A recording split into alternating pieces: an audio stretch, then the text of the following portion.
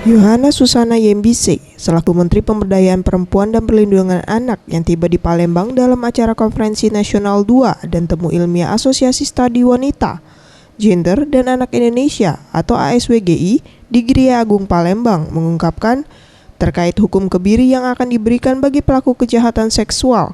Saat ini RUU Hukuman Kebiri masih diproses oleh DPR RI, sebab masih perlu pengajian ulang. Akan ada pertemuan internal antara Komisi 8 DPR RI dan pihaknya akan mendesak DPR RI untuk segera mengesahkan RUU Hukuman Kebiri.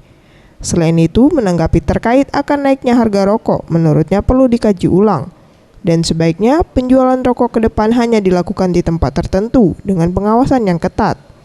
Seperti wajib menunjukkan kartu identitas sebelum melakukan pembelian rokok, sehingga anak di bawah umur akan sulit untuk memperoleh rokok.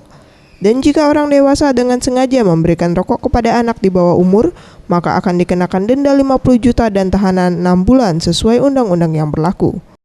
Melihat kenaikan ini mungkin harus dikaji dulu, sebab saya merasa bahwa itu belum bisa menjawab. Yang saya lihat itu sebaiknya tempat penjualan rokok itu yang harus dikontrol.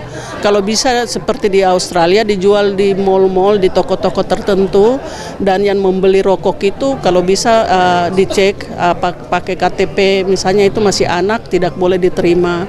Bila mana itu orang dewasa membeli dan memberikan kepada anak, orang dewasa itu sudah melanggar undang-undang itu yang harus denda 50 juta dan tahanan 6 bulan. Mega Dwi Handayani, Gusti Putus Murtaya, Sriwijaya TV.